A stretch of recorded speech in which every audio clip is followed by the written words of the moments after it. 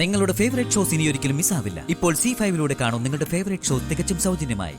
ഈ അടി കൂടിയാവുമ്പോ സത്യഭാമം വീഴും വസുമതി കുഞ്ഞമ്മേ.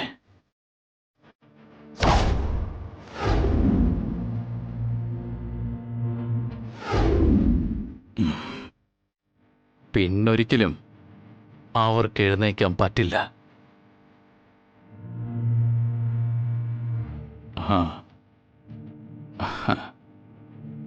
ഇങ്ങോട്ടിരിക്കും പ്രീതി.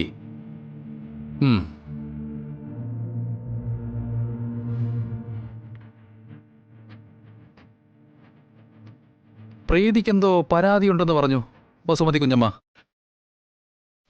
ഉണ്ട് സർ. പരാതി നൽകിയ ഞാനത് പ്രൊസീഡ് ചെയ്യും.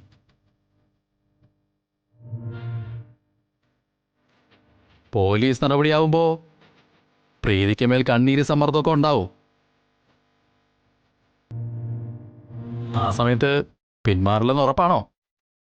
ഉറപ്പാണ് സർ.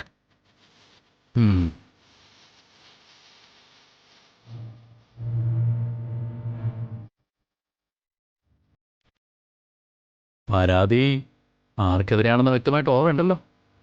ഉണ്ട് സർ.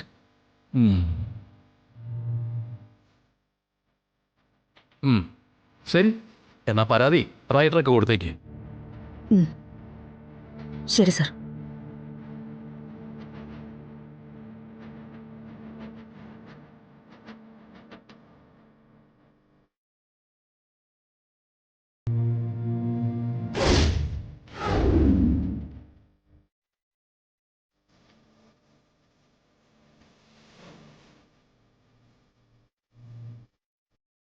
പ്രീതി,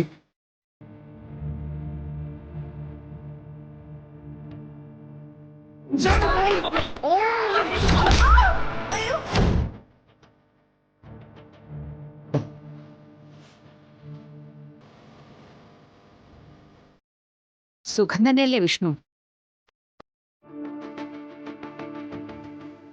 നോക്കണ്ടടാ, ഹിംസ ജന്തുക്കളെ കൂട്ടിലടച്ചാലേ മനുഷ്യർക്ക് സമാധാനത്തോടെ ജീവിക്കാൻ പറ്റൂ.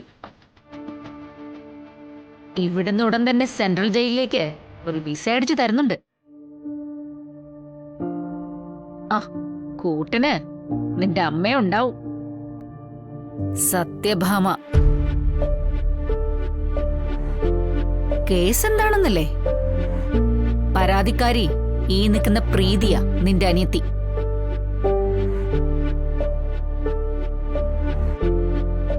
അവളോട് തന്നെ ചോദിച്ചോ.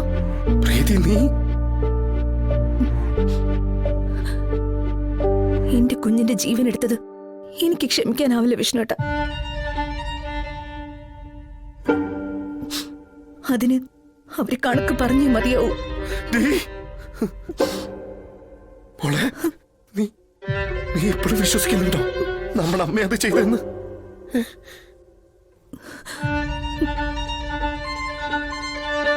പോലീസ് അന്വേഷിക്കട്ടെ വിഷ്ണുട്ട. തെറ്റ് ചെയ്തിട്ടുണ്ടെങ്കിൽ പിന്നെന്തിനാ ഭയക്കുന്നേ?